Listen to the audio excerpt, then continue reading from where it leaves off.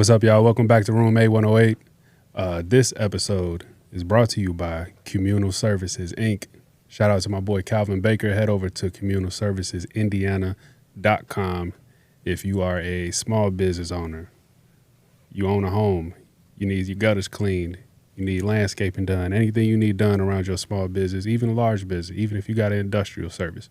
You need any work done, hit up my boy Calvin over at communalservicesindiana.com. David, who we got here with us today, bro? Man, it's a special episode, something that CJ and I have been real excited about. So today we have another special guest with us. He is someone who truly embodies what it means to give back to the game that shaped him. He's a standout player for the legendary Thornwood High School basketball team, a key contributor and cornerstone of the squad that made an unforgettable run to the state championship game. He took his talents to the collegiate level, playing at the historic HBCU Langston University, and continued his journey by playing professionally in the Dominican Republic. His impact didn't stop when his playing career did. He's now pouring his passion and knowledge into the next generation through his skills and development, GA Sports, where he's coaching up young athletes not just in technique, but in discipline, mindset, and love for the game. Room A-108 gladly welcomes Geremie Allison. Thanks for having me. You like my Club Shay Shay introduction, man? Man, that was amazing, man.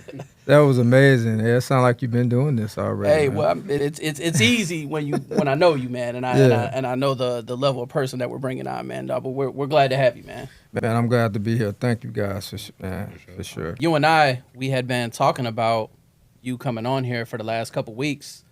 So I have a pretty good idea what you want to talk about, but still, I'll give the platform to you. But I really want to start with just like your upbringing, how you got involved in basketball, how you got the love of the game in basketball, or even if you played other sports, what was your passion in there? So, yeah, let us know what's up. Yeah, okay. So I came from a two-parent background. Born on the west side of Chicago, a lot of people probably didn't know, but that's where it started at for me. We moved from the west side when I was probably 7 or 8. But the one thing I can say that, when you're just born with a certain gift and basketball and also music, I played the drums too. It was like I was born with a basketball in one hand and drumsticks in the other. Because just on my dad's side, Luther Allison, blues, and so I grew up in that, and then my mom's side, kind of the gospel, and so I got both sides of that. So, but basketball, I got a lot of cousins, a lot of just family. So, literally, I seen my oldest brother and my middle brother, like, on the west side playing on crates, like, literally full court. Like, it was the norm for me, So, I watched them play, and I just played on whatever I could, garbage cans or whatever. So we grew up in a small apartment, kind of like I said, in that west side environment, and kind of seeing kind of just the poverty of like that whole environment, So I'm glad I was able to see that, So my dad and my mom, though, they made a great effort to say, no, we're not gonna raise you in this environment. You're not going to raise you in this environment. So they did what they could to, when we moved south, we moved to Dalton first. So we moved to Dalton, stayed there for like a year or two. And we actually had a basketball rim in the back, like nice. A real one. Nice. So I was, all night we used to play. All night, all day. I think my brothers and cousins, they installed in me just this work ethic, this no matter what, So I knew that basketball was a part of me, and also, like I said, music too. So I think that's where the rhythm came in, okay. As far as like I understand, like the rhythm, basketball is a rhythm, So when you out of rhythm, it can kind of throw everything off. So that's where it started at for me from, when I knew that was the gift of like just basketball. Okay. Around like what age did it like click for you where you were like playing? I'm sure at some point, you started playing organized and, you start getting put in with other kids. But like at what age would you say the light bulb went off for you and like, all right, I could do this. I'm head and shoulders above the guys that I'm playing against? Man, I'm going to say sixth grade for me, that's when I first started playing organized basketball. I always played street ball and, played against grown men all my life when I was young. So I went to Coolidge. When we moved, I went to Coolidge. Shout out to Mr. Baranski. And, man, a lot of great players come out of Coolidge and then Phoenix and Harvey and, Dalton and South Holland. So when I was in sixth grade, I scored like 39 points as a sixth grader against Washington. And I kind of knew then it's just like, I had something special, that I noticed at a young age. Because anytime I played against, people my age, it's like I dominated them just because just playing against, grown men as a young age. So that was one of the starts of like I knew, kind of like I was special in sixth grade. And then, as time went on, I started to develop the skill and practice and continue to practice. And like I said, I think Mr. Baranski gave me that platform kind of because he was also one of the first coaches like started at AAU like in middle school, junior high. Okay. Sorry. So, he put a team together and just kind of like went to Wisconsin and just played in different places. That's also how I met Eric Gray. Okay. I met Eric in 8th grade. So when we played against, you all played with each other before you even ended we played up in against, high school. we played against each other first. And then I heard about, they was like this kid named Eric Gray when I was at Coolidge. Everybody had a kid. Like if it was Dirksen, that I, through talk, that back then we didn't have social media and none of that. It was like, man, this kid Eric Gray. So Mr. Baranski set up the game, Coolidge against Dirksen. And he played with, he can shoot then, So we battled during that time. And also Reese Montgomery. I played against Reese in junior high. A lot of guys, man. Shelby Jordan, who was at Hillcrest. Jimmy Miles, Pierre Thomas, even before we came to Thornwood. So we knew kind of each other, in junior high before we even went to Thornwood. Either we competed against each other. Man, the competition back then was so competitive. Like, so I knew during that time, I always had the edge. It was like I was just anybody that get in the way, like I was just ready just to so kind of I knew. Where would you put, my bad, bro, No, but go ahead. you the second person now that's, Reggie mentioned EG, Eric Gray, when he was here with us. Where would you put EG as far as like shooters that you played with or against? Because I always remember Eric had a burner, bro. So where would you put him? Where would you rank him as far as like guys that you played with and against as far as like his shooting skill? Man, I got to put him like Eric got to probably be one of the top shooters that ever come out of Thornwood. Like from what Melvin Buckley, but Eric was like that in 6th grade, 7th grade. Like this is, I didn't see like Melvin play then. I know he can really shoot the ball, but Eric, man, I got to say he probably one of the top, shooters that ever come out of Thornwood. I don't know anybody else besides myself. I was gonna say, you think he's got you? Yeah. Because you all were really like, I mean, they talk about Clay and Steph. I mean, I get it, but I'm just saying it like you were the Splash Brothers of that Thornwood team when you all were seniors, man. That was unreal to have both of you on the same team. Yeah, as I think about it, it was kind of like, I mean, we was doing some special things. So even in 8th grade, so I know y'all talked about the last episode. It always been the city suburb type conversation, who's better and this and that. So another thing, like even when I moved from out west, my dad we always used to go back. He always kept me in that environment to play, just getting against grown men. We didn't have that in South Holland until we explore like Phoenix and Harvard. Like it's now I'm familiar. They tough, they physical. Shout out to Hardy Riley. He always was on my heels. Like he, and we'll get to later on. Like you had those guys to keep you, Brandon Dagans, and they younger than me. So it was like everything was so competitive. But me and Eric played against it was an all-star game at Dirksen. And me and Eric was dominating. the top guards, Carl Marshall, all them guys that played at Crane, Alonzo, we played against all of them. That was in 8th grade. Then in Thornwood, we played Crane at the Moody Bay. We blew them out. Anytime we played the city team, because we knew that's what it was, we just dominated, Not saying that we didn't lose. I remember my junior year, we played Whitney Young. At Whitney Young, they blew us out the water, It's just because we played so different when it was like spring ball or summer league compared to, during the season. And I'm sure we'll talk about the coaches and why was that, so. Yeah. I wanted to make sure that I asked you this on camera so I can get an organic response. But when you see some of the things that Reggie Hamilton had to say about you and, your teammates and the crew that came before him, one, how does it make you feel, to have somebody like him, give you the flowers that you deserve? And then two, what would you think a matchup would be like, your era against his era? Two different styles of play, two legendary groups of basketball players that came from the wood. But, what do you got to say about that, bro?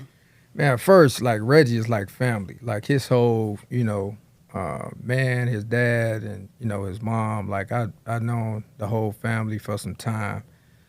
So for him to say that, and like I said, I was off social media for a while. I was off Instagram for a while. And to get back on and see what you guys was doing, and then I see Reggie, I'm like, oh, man, and for him to, just to, give my flowers and man, that really touched my heart, it really did, so that's how I knew I had to, you guys text me before I even was going to reach out. He was like, hey, I hit like, and then I get, hey, man, we got to have you on. So I'm like, it was like just divine, for that to happen. So for Reggie to get on the platform and kind of say that, I knew, it was my time. It was for me to come on and share kind of just how I've been feeling all these years. It's just been a lot, So for him, man, just to give my flowers like that was amazing.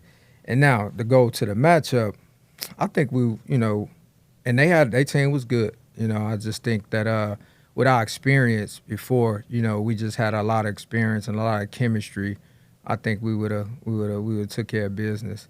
So 'cause, he said, what did he say? He said everybody got to guard Eddie, right? Well, So that's the thing. So I think that I wish I would have clarified it a little bit more, because that kind of got lost in the mix, because he compared his team to the Eddie team, but he omitted the fact that the team without Eddie made it to the championship too. Mm-hmm. So I wanted to know how, because your team was guard heavy. And no shade to anybody, the big man, but I mean, you got to have a solid team, but the guards led your team and the guards led his team. So it was like a perfect matchup.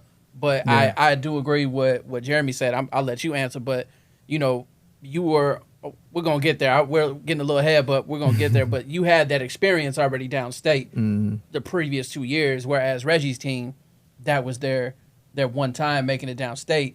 But, it's a fun conversation to have, because it's a good conversation to have. That just shows how much success we've had from that program in just over that period of maybe not even 10 years, But that's what I wish I would have clarified that a little bit more, because we went right from his team versus Eddie, but I wanted to make sure we included your team too, because you had the same successes that team did. And which team? Because I had Eddie team, I had Moss. My junior year, my junior year, that year was, I mean, we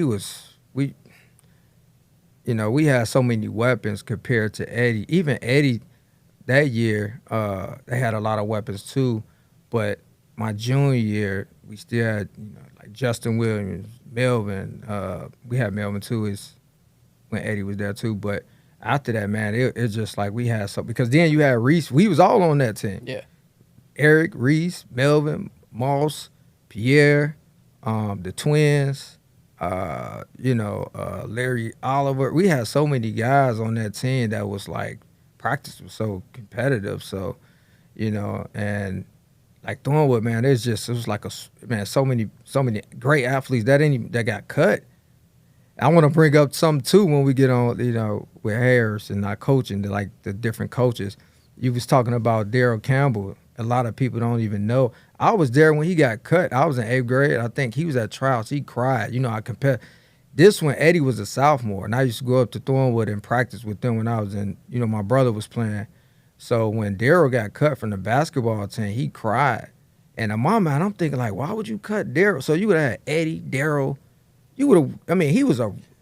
And they say because they didn't want him to hurt Eddie in practice. That was the excuse. That's why I love stuff. I didn't even know Daryl can hoop. See, that's the thing. I didn't even know Daryl could hoop like that. He played at Coolidge. That's crazy, man. And he was a man. He's an athlete. Athlete, So, yeah. 6'8", strong, and they would have went far if. And then Eddie would have had somebody in practice too that he can, physical that can body. So I think But we'll talk about the coaches and all that. But I mean, it is a good transition because we had kind of talked about your junior high where you started. So the next thing we wanted to get into is really about Thornwood, right? So you get to Thornwood, and your freshman year was kind of like the first taste of success that Thornwood really had in I don't know how long. Because I remember as an 8th grader at that time, I went. And that's when Eddie was a junior, and that's when they had got knocked out by Richards with Dwayne Wade was a senior that year. Mm-hmm.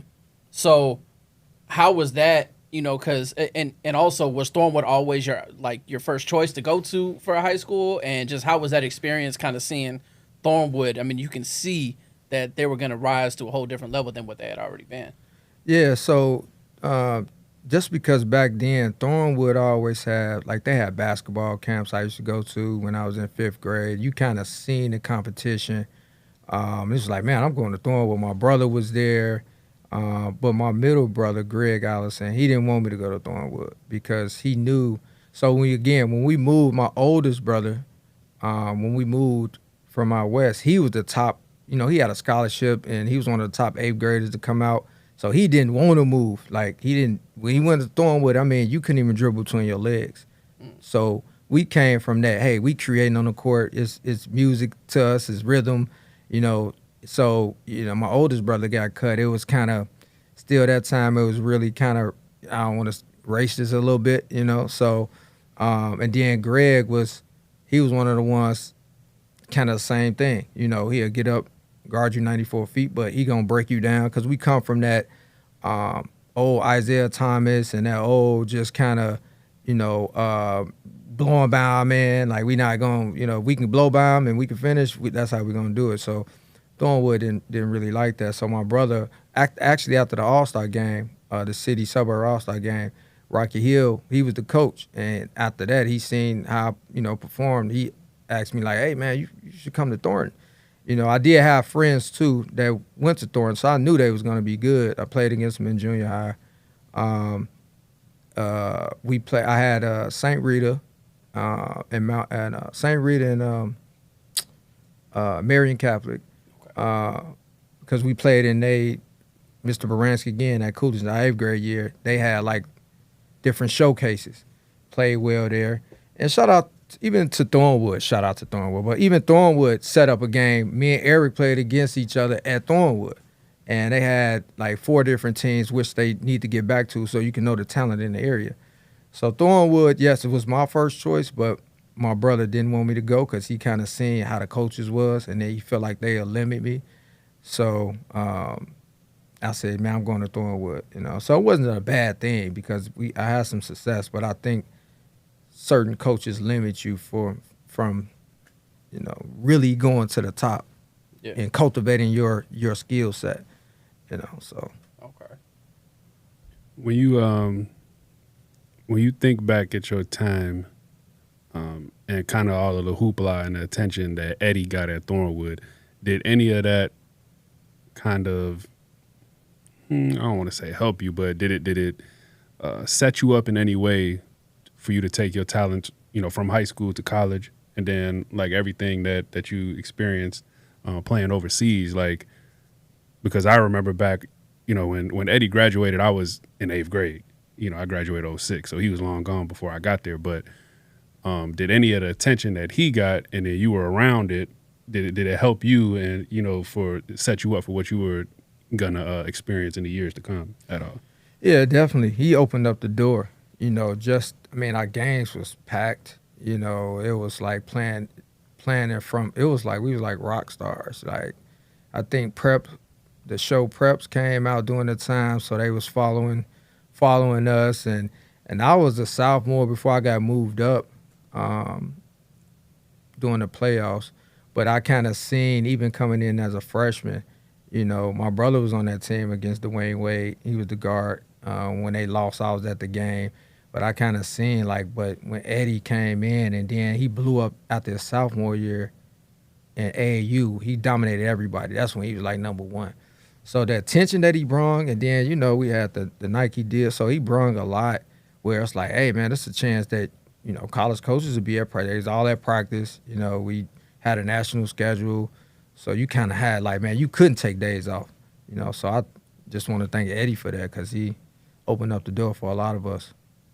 Yeah. So I'm glad you touched on that too, as far as the games, because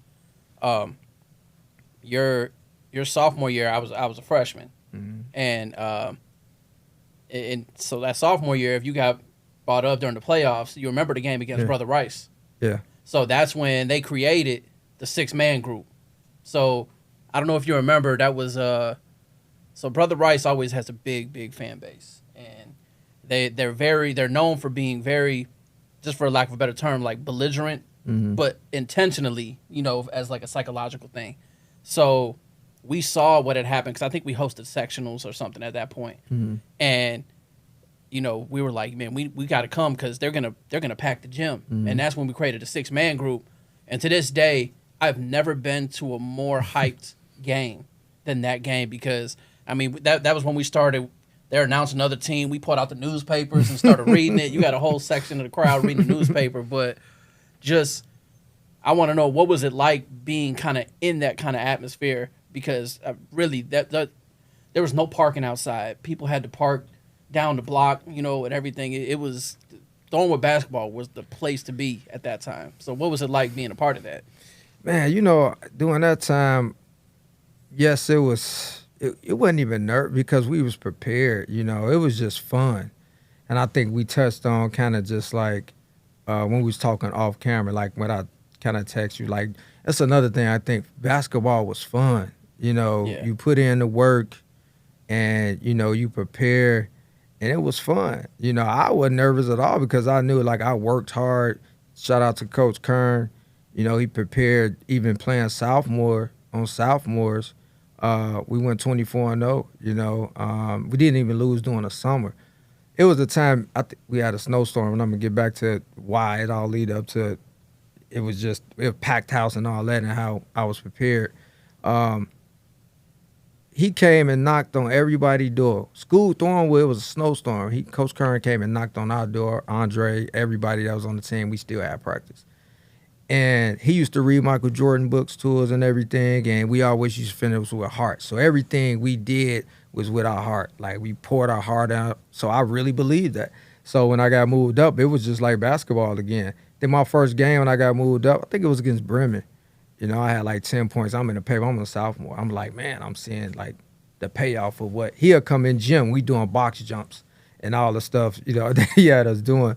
So, them games was fun, and like I said, playing in front of that packed house and the 6-man, and the energy was just electric, So that was an amazing time, man. Thornwood was just like I said, that whole, just not even just basketball, track, it was a lot of different stuff that was awesome.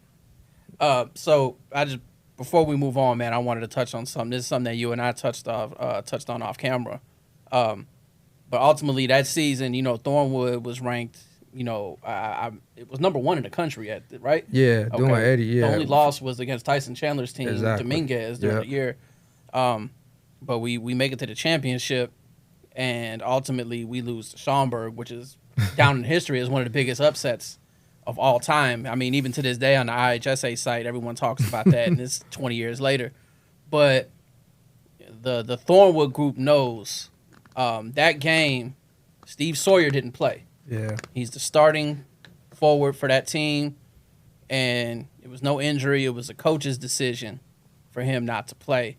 And that game, he was the scrapper. So I felt like, me as a fan at that point, I felt like that was something that really, really affected the outcome of that game. So being on the team at that time, is there something you can touch on? Like, what happened with that? Why wasn't he able to play? So yeah, man, this was sad too. And this was gonna go back to like coaches and ego and all of those things. So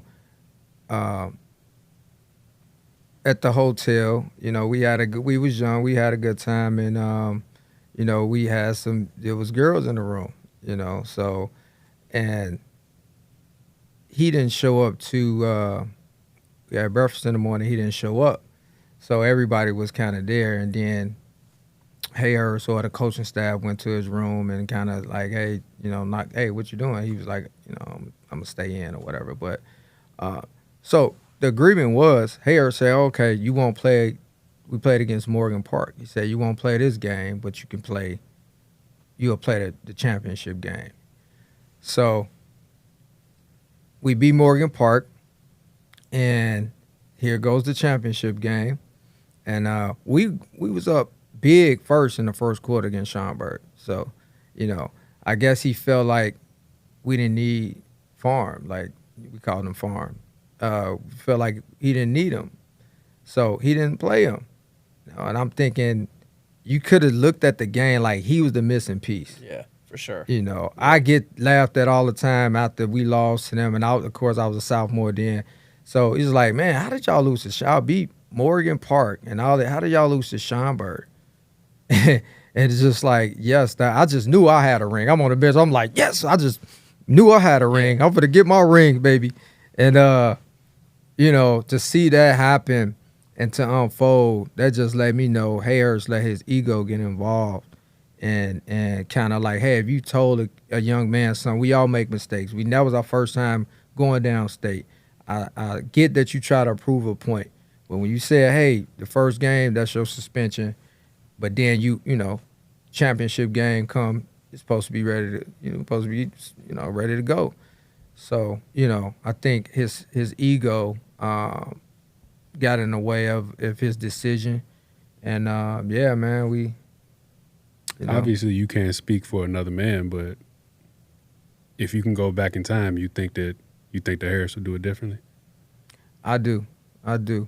Honestly, I get where he was coming from, just being a coach, and I get like that. Also, when I go back and look into our preparation, that just kind of lets you know that we wasn't focused to win the championship game. Also, so and it's always they probably was at bed and sleep at 7:30, 8 o'clock, preparing, mentally. And we knew that we had Eddie. We knew we had, Moss. We knew we had some key players and all of that. So we knew, hey, we got this. We looked at them. They like, yeah, we can't. But then they played fundamentally sound basketball, and that's how they won. I go back and look at that film. They pressured them. They did the things that, and then now the guys who, like we had Aubrey, Pee Wee, we had a great team. But now they was limited to do what they could do. We always, throw the ball in to Eddie and he'll kick it back. But Aubrey can break his man to Pee Wee. We had great players, man. So they beat us at our own game. We slowing the ball, slowing the tempo down, and they speeding the tempo up. They pressuring, they hitting wide open shots. And I go back and look, at the game, and it's just like, wow, they just picked us apart, So I think he'll do it differently though. If he, in his mind right now, I'm sure he kind of like, man, I messed up on For that. sure. Who goes on Geremie Allison's Mount Rushmore of Thornwood basketball? And I thought about this too as I was coming on. I'm like, You were preparing for it. It's so hard, man, because there's so many players that I only can go off my time and kind of, of course, Moss, man, and Moss.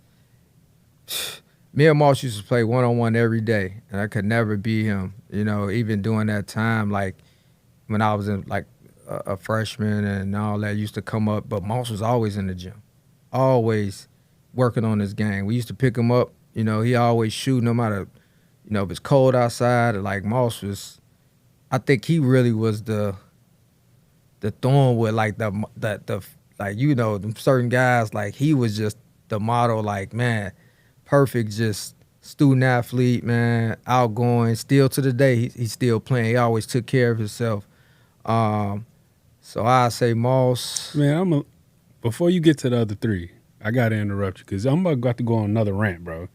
This is the second episode I'm gonna go on a David Moss rant because, man, there's so many people that when you talk to people outside of like Thornwood or 205 or just the area, you know, in a whole, every time you talk about Thornwood basketball in that area, everybody always want to talk about Eddie, you know. And I always told people, I was like, whether it was just Moss kind of living in Eddie's shadow, so to speak, and not getting the recognition he deserves, Moss was always my favorite basketball player from that time ever. You know, Eddie included, everybody else, Moss was always, you know, the GOAT to me, you know, just me personally, bro. So I'm just glad that this is the second person that first person. I'm saying I'm saying this is the second person that put him first on their Mount Rushmore. Absolutely, like this is the first. Reggie did the same thing. So, and I agree with you.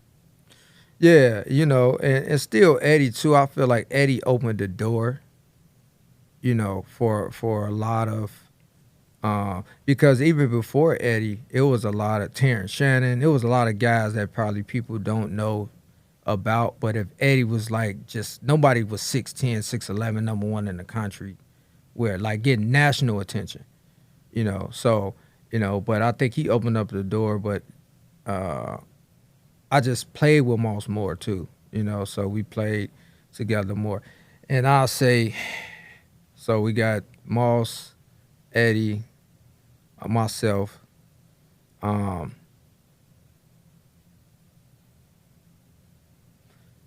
gonna say Eric, just because I just feel like me and Eric had a special relationship, you know, and I kind of seen, you know, that's another thing about basketball. People that really don't understand, like basketball is so, like you go to battle, you prepare, you go through so many different things, ups and downs, individually, you know, collectively, and you know, we had so many battles and kind of because there was a time when I got ranked in the top 20 in Illinois, it was kind of almost kind of got ahead of myself, kind of got big headed a little bit, and Eric just kept you know, and he grew like 4 inches, like we was similar. He grew like four inches over the summer. So now it's like, okay, now he had all of that with the height. And then, you know, so for me, this is just for me, you know, I think, you know, that's my lineup. That's my lineup right there. Can't argue with that. I mean, it's a lot of names on there that were on both, yourself included. Yeah. So you know, I think we just blessed, bro, that when we asked this question to multiple people and multiple people who played, you know, on those teams, you're going to get 4 different combinations. Oh, yeah. You know, 4 different people. Yeah. You know, even when you think about the guys that came, you know, I could sit here and ask you about Melvin Buckley, you know, or, you know, some of the guys that came after. And Melvin was good. I just, you know, just to kind of like, even Pierre, like me and Pierre, he another one, you know. It's like if it was 5, like I said, and me and Pierre played a lot too with AAU. Like I learned a lot. That was my battles. Like that's how I playing against Pierre every day, 6'3", long, athletic, great football player too. You know, Moss, and shout out to all them guys, Pee Wee, Arby. Like, man, like I said, the competition, you know, was good. And I don't think I touched on this a little bit as far as like other sports. So I did tumble and run track. Okay. And I did, and I'm going back, but I'm kind of just like that helped me go against the competition that who was doing other sports, like, you know, Reggie and kind of, hopefully I ain't go backwards though. I know I kind of skipped a little bit, but no, it's all good. But as far as like, I'm just thinking now some stuff I wanted to say, but yeah, man, those guys was good. So the list can go on and on. I'm sure if Pierre came on or Eric came on, they have a different, you know, you just never know. Melvin came on, they have a different. If Eddie came, you know, so it's when you think about your time, you know, at the Wood,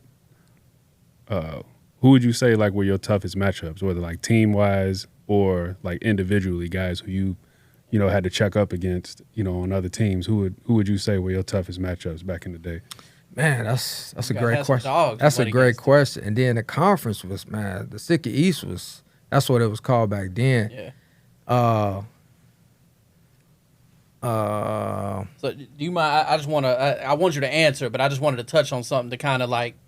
So, you're also were part of the team the next year after Eddie left that made it downstate, and you all unfortunately lost in the first round against Springfield, where Andre Iguodala was on that team. It's crazy as a fan, we never even heard of him. We couldn't even pronounce his name, and this dude is just, you've seen his name all across the board. But that was Melvin's senior year, right? And all of them. Yeah, that was my junior year. Your So junior year. that was the year that I was saying, like, that probably was one of our best teams. But I feel like Hayhurst, even from my sophomore year, that pressure of him feeling like he probably should have played for him, we lost that state championship, to come back to have that team. I think he was just didn't know what to do with us. Because we was a different team. Like, if you seen us play, like I said, in like Summer League and all of the showcases, I mean, Moss and, man, this dude and everybody just, because we hooped we hooped all the time at the center, outside, so we knew how to play. We just played up and down. Justin was blocking everything. So, we was just a different team.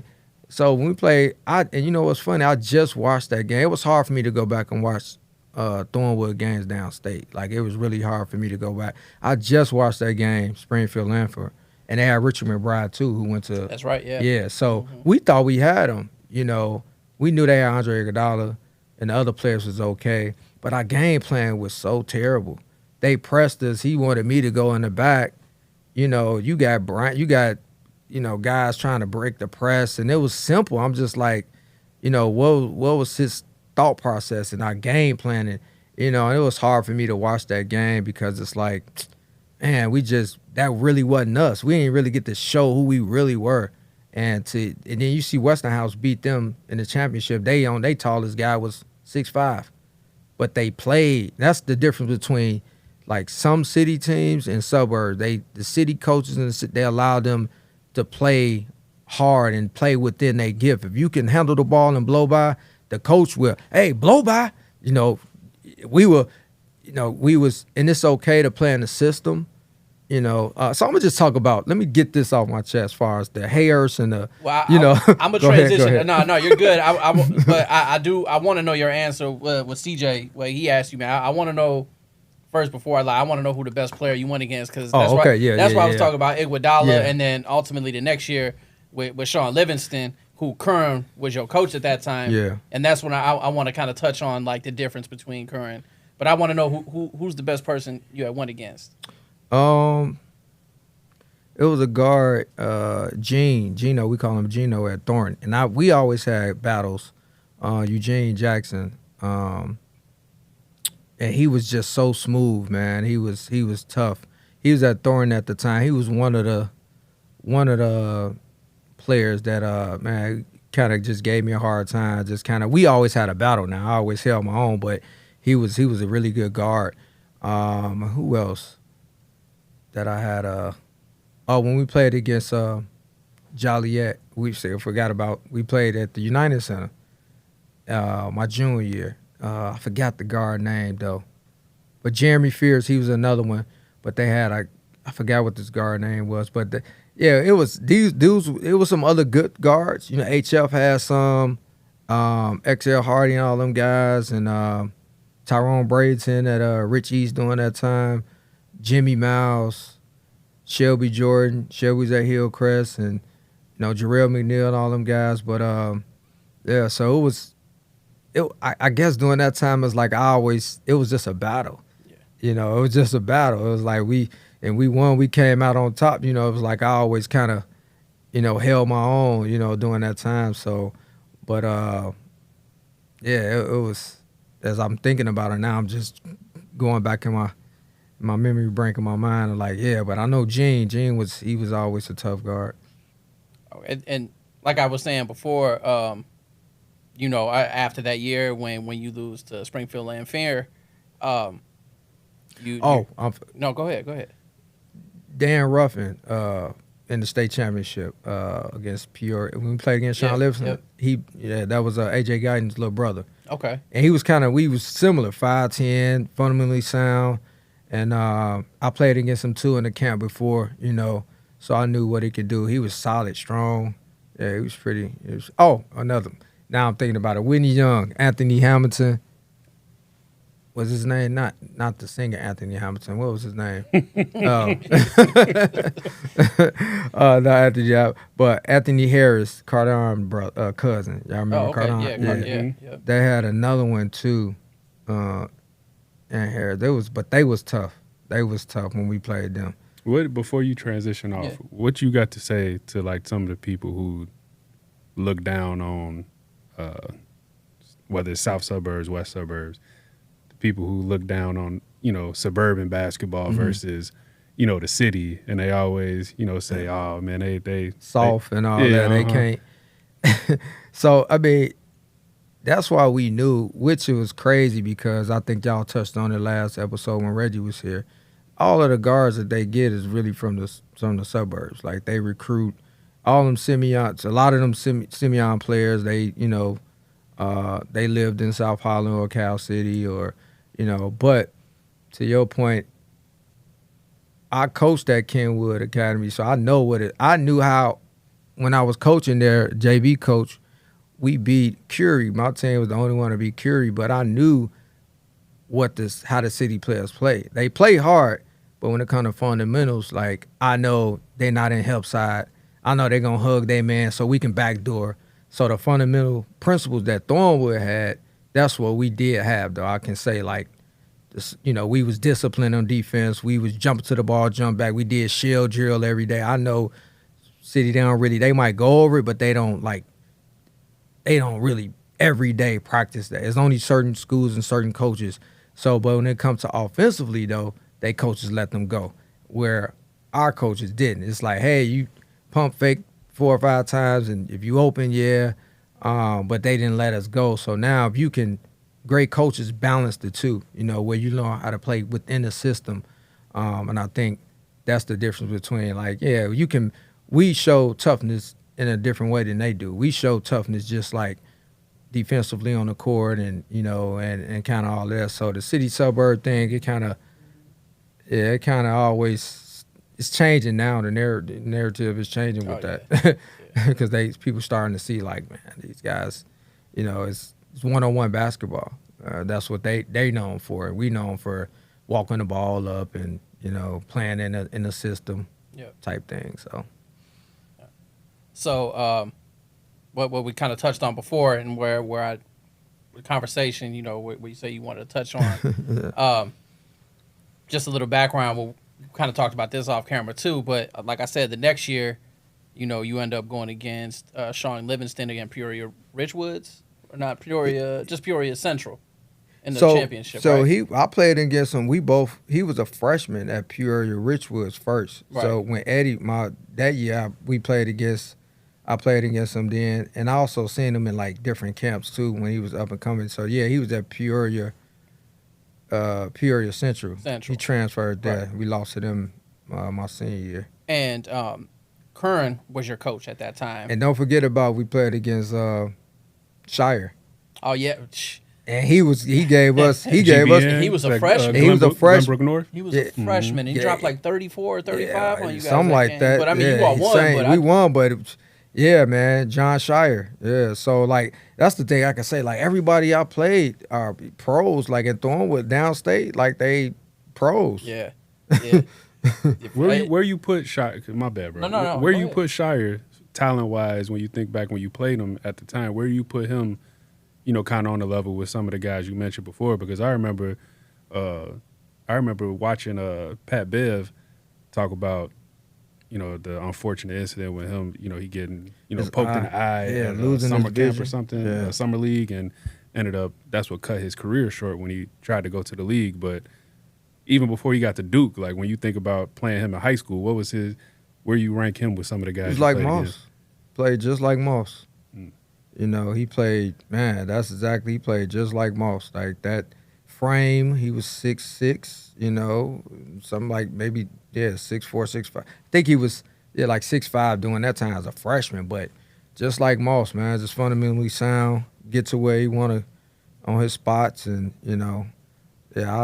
just like Moss. Is there anything Except Moss was more athletic. I didn't even think I was gonna go this direction, but hearing you say that he played like Moss or they were similar, I don't even know how I want to ask this question, bro. But like, when you think back, like, is there? I don't even want to use the word, like racism or anything like that. Right. But like, are there any opportunities that guys that you played with and against that didn't get, but a John Shire got, he ends up going to Duke? I think, yeah. I mean, coaches, man. I feel like the opportunity. I think Moss, he went to Indiana State, but I think he could have went bigger. But I think, like I said, our coaches just didn't let him play in the way all of us can play. I think they limit all of us. Like, we used, throw him. I'm not even sure how many lobs Moss got during a season compared to summer lead and all of that stuff. So, and it's not a racism thing. I just felt like, for example, all of our teams with like 98% black. We might have had two white kids, maybe one, but all white coaching staff. So you gotta just balance, so how to coach certain type of kids and bring the best out of them.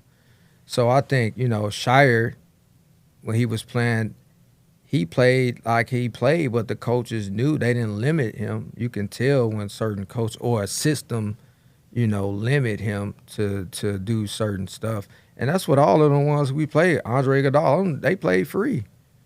Sean Livingston and all them guys, they played free. They didn't, no matter what they stars was, it's like when Eddie was there, if you can balance and play faster, because Eddie knew how to get up and down the court, like he was, but the guards was limited. Like Aubrey and them they could have, man. Like did Eddie's success have anything to do with kind of the way Hayhurst ended up coaching? Because you said, like when Dave asked about the story with why Steve didn't play the championship game, mm-hmm. But like, did Eddie's success get in the way of him coaching the way he should have coached? Did he think that it was more about him and not letting y'all play free and, this is my system, when really mm-hmm. Eddie was the one who brought the success? It wasn't really you, but, Eddie, shines a light, and now he kind of coaches in a way that he thinks he's the one. Yeah. That's why I said the ego, mm-hmm. the ego get involved, because he was like that even when Eddie was gone. So he's like, he wanted his certain guys. For example, my junior year, and this one I knew kind of just like, all right, this is what my brother was talking about. Thanksgiving tournament, we play, and I worked very hard that summer. This was like, I was so determined. We lost downstate myself going into my junior year. I cried. Everybody cried. This one, when you lose, it's like, man, okay, I'm in the gym the next day. Like, so great off-season, summer, everything, and I had like 18 against, it was the Lincoln Way East Thanksgiving tournament, and this was my junior year that year, and I had 18. But flow, I knew I ain't never forced nothing. I let it come to me within the offense.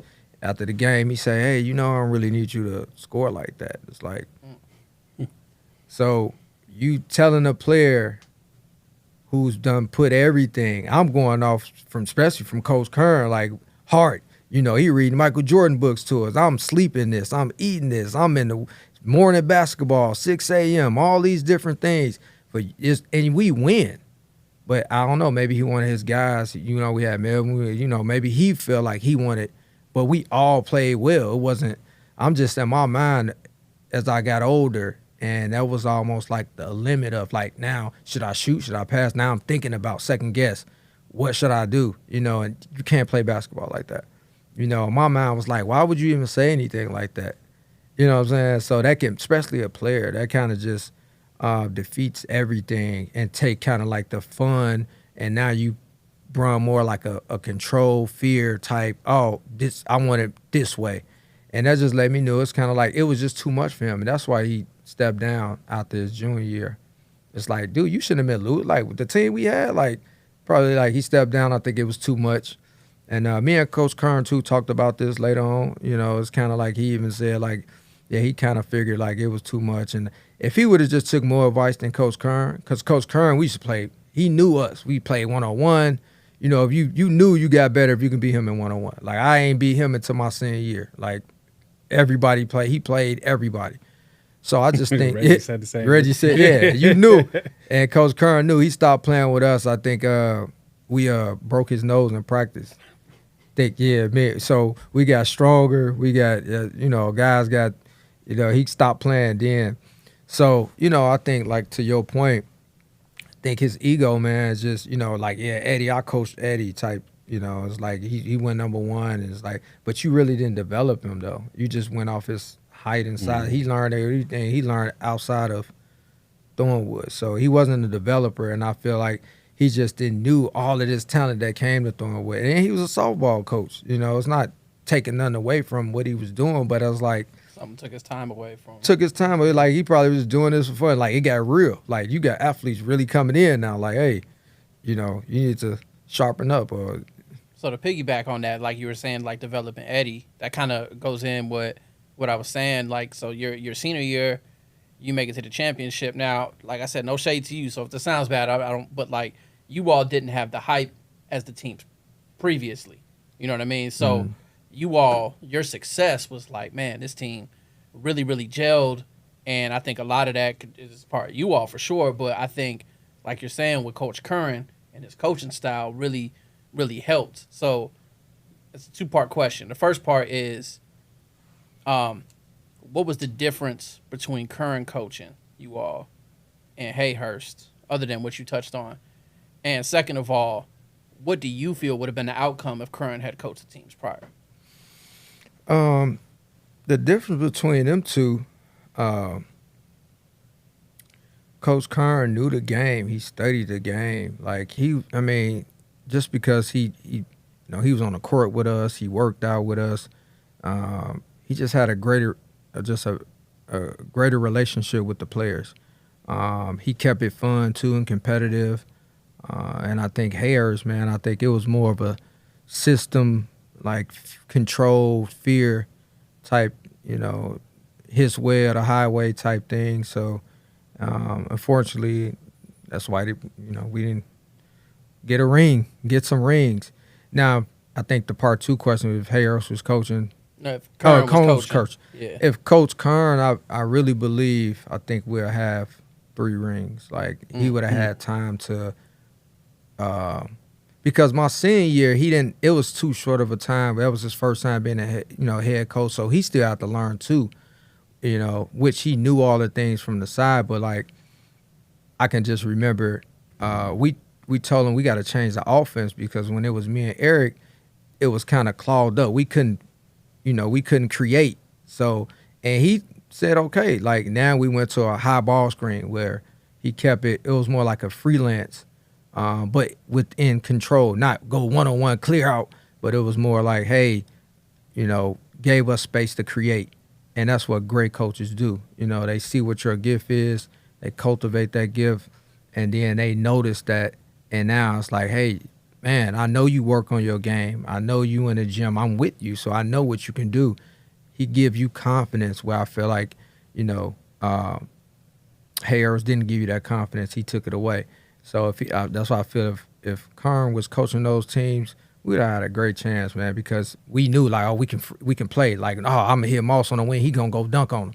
I'm going to throw that lob, and we're not fear, like, should I shoot or should I break my man down or I'm getting subbed out or what. He gave us that freedom to create and play within a flow and harmony. So, man, before we get out of here and before we let you go, we definitely going to have you back on because it's a lot of stuff. It's a lot of stuff we didn't get to touch on, but kind of the transition to, a part 2.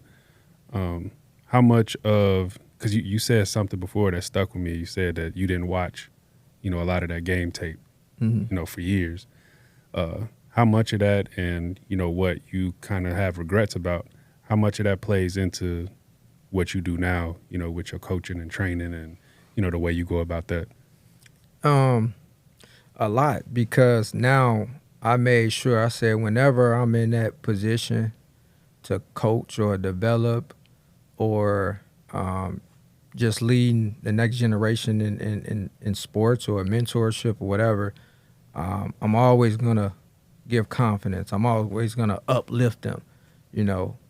That's what coaches need to do. That's what a real coach is you're a cultivator. It's like, that's what you're supposed to uplift, encourage.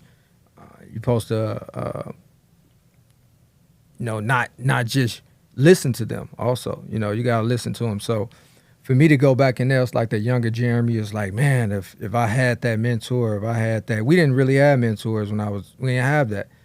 So it's like you just listen to the coach. The parents, if they said something, then it's like you really ain't going to play. It's like, oh, yeah. So to go back and look at, I think that's why a lot of pain was still there. And then I just kind of had to forgive the coach too and myself. Like, it's like, man, he didn't know what he was doing. He human. We all human. We all make mistakes. But that carried me for a long time. That's why it took so long for me to watch it, because I'm like, deep down in my heart, I could have done better. Which injuries played a part in certain. We ain't never really complained. Like my senior year, I sprained my ankle like 3 times doing that. But we was taught not to complain. I played through it. So if you notice, I only can go right. all my shots was in the stage was going right, and I like to pull up left and do. I couldn't move. So but like going back to that and what I'm doing now, that's one of the things that stick with me now. I'm always uplifting them. You can do anything, and I'm gonna support that. Don't let anybody tell you that you can't do anything. Whatever your goals are, I'm here to help you fulfill those goals, and we have a plan. We work the plan. And anything's possible. So that's what my job is, So he just showed me what not to do, not how to be because you dealing with kids' futures and souls, and a coach can mess up. We ain't even go down that. There's a lot of people, man, that's still mentally just not where they need to be because a coach may have cut them for no reason. And I'm going to just say one name, Chenard. If y'all knew about Chenard, Chenard played varsity all 3 years. He was like the next Scottie Pippen incoming. And he cut him his senior year for no reason. But it's like, how do you do that? And he had potential to go far. Yeah. But you didn't cultivate his gift because of your own whatever personal ego that you dealing with and of control. So, but watching those games, though, I learned a lot. Everything, all the experience I've been through, I learned a lot. Those were life lessons for me to share back to the next generation, so, yeah. That's love, bro. That's love. Yeah. Well, shoot, man. It's been great having you. I know there's a lot we still want to touch on. Yeah, thank you for having me, for sure. Oh, yeah, for sure. So we got to have you back, man, just so we can get some more of these questions answered. But, yeah, man, just appreciate you coming on.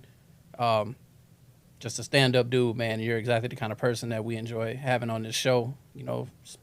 Putting a spotlight on a Thornwood legend for sure. Mm-hmm. So happy to have you on the show, man. Happy to have you on the show. Man, thank you. I'm just so grateful for this platform, because it's been a lot. It's been years. I said I gotta come back. Just even shout out to the whole Thornwood family too, because it was like a family. Like, man, from all sports, from we all that blue and gold definitely was a powerful movement. So I think the more people come and share their experience, I think we can continue to heal from whatever thing that we didn't forgive or whatever. I think this is definitely a great space to start. So appreciate you guys for having me on. And again, thanks Reggie too, man. Thank you. Oh, yeah. For sure, man. Yeah. Thank you again that's Geremie Allison, man. Appreciate him coming through. For Dave, I'm CJ. Check y'all again on next episode of Room A-108.